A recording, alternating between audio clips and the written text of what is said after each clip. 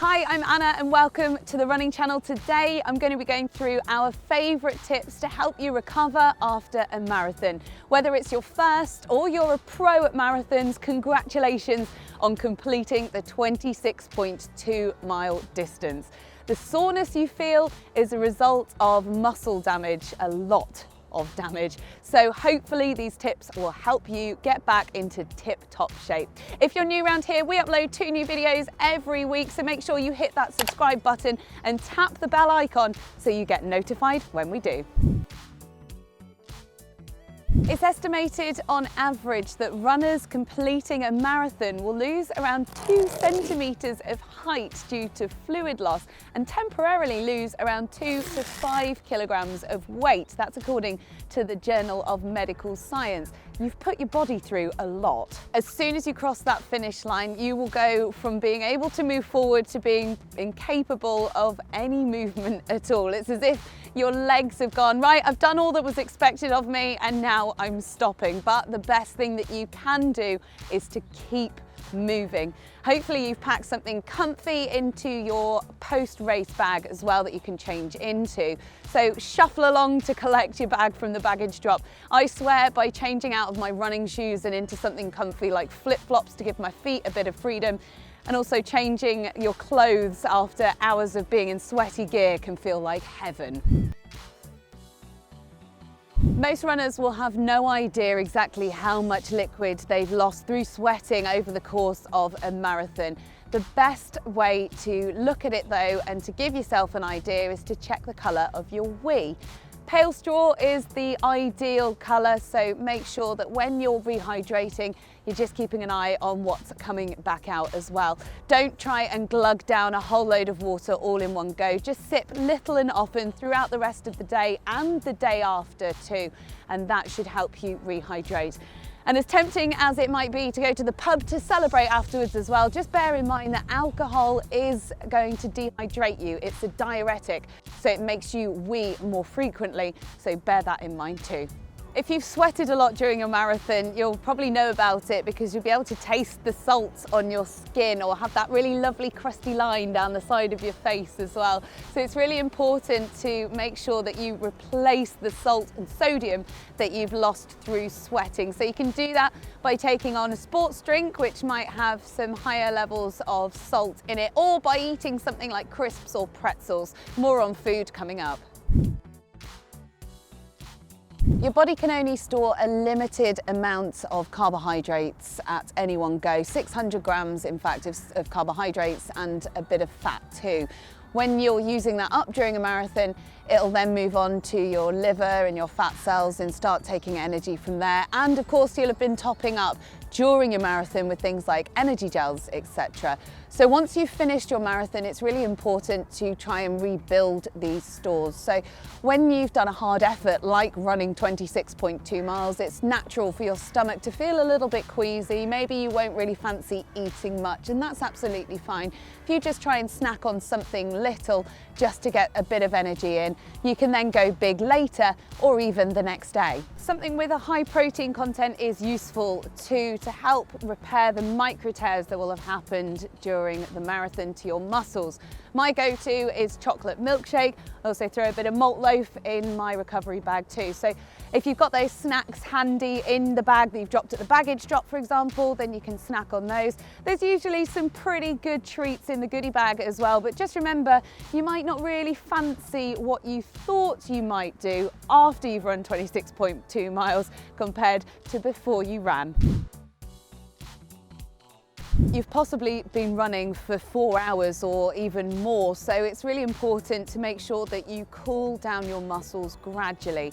So when you come to a stop, just do some really gentle stretching. There's a great video on the running channel all about warm down stretches for you to check out to get some ideas as well.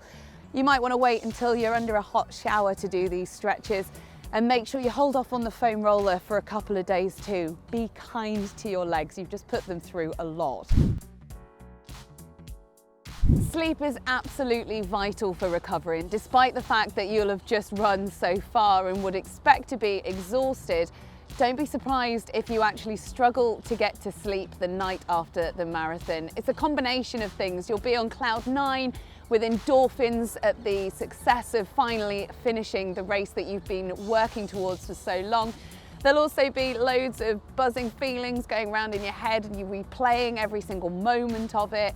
And also your legs might feel a little bit twitchy as well. Mine tend to twitch and keep me up during the night too. So you probably won't sleep particularly well the night after your marathon. So try and factor in some extra sleep during your recovery period. Napping is great. Love a good nap.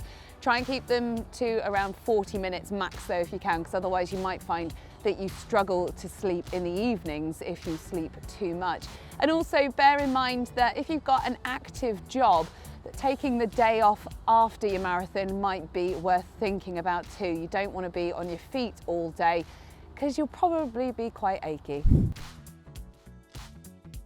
Ice and cold water can be used to relieve any pain that you might be feeling after you've run a marathon. The best thing that I did after I'd done my first ultra marathon was to sit in a paddling pool of cold water. It was the height of summer though, not quite as chilly as today, but that helped my legs recover much quicker than I expected. If you've got any particular areas that are causing you pain, you can put ice on those as well. Make sure you wrap the ice in a towel. Don't put it directly on your skin though, because that can cause ice burn. Another tip is contrast therapy, so alternating between hot and cold water. Now you can do this in the shower, just change the temperature and keep the water running for around 30 to 60 seconds hot and then drop it back down to cold and keep doing that in between. The elites do this with 2 separate baths of warm and cold. That might be a little bit of a logistical nightmare for your average runner though, so the shower will do.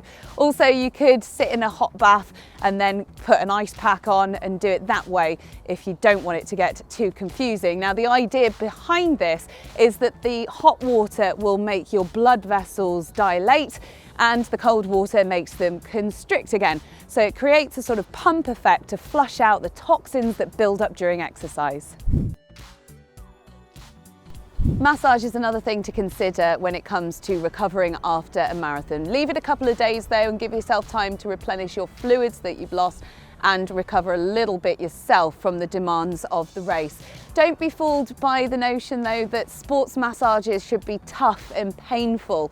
This is all about getting the blood circulating back around through your legs afterwards. So if it does feel sore at any point, just ask your therapist to ease off a little bit.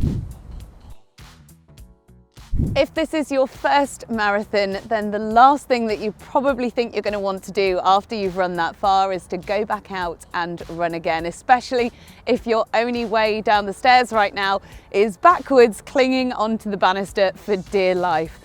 You might be tempted and eager to go straight back out there though and run. Don't.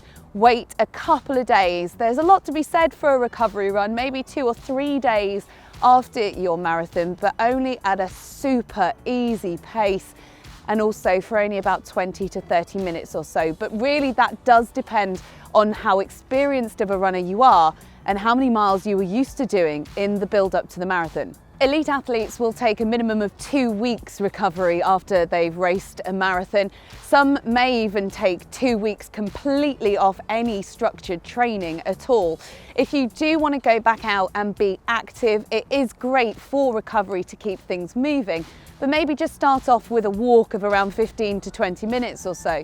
You can then build that up gradually into some lighter jogging and even some easy running. So when do you get back to regular running? Well, there's no real hard and fast rule here, but you really have nothing to gain by going straight back out and doing what you were doing before the marathon.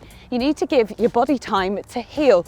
So use that extra time to do other things like strength training, some light swimming, those kinds of things.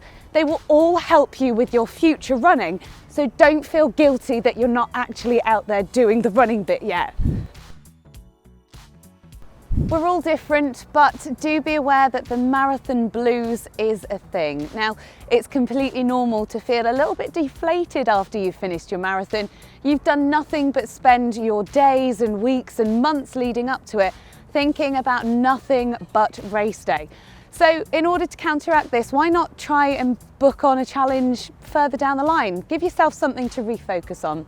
Also, your immune system will have taken a battering, so all of those bugs that you were hopefully skillfully avoiding during taper time will come back, and you may well get sick during your recovery time. That's also to be expected too. Hopefully you found these tips useful for recovering after a marathon. The main thing is to be kind to yourself. You've just put your body through a lot. If you've got any other suggestions of how you like to recover after a marathon, please leave them in the comments below, and we'll see you next time on the Running Channel.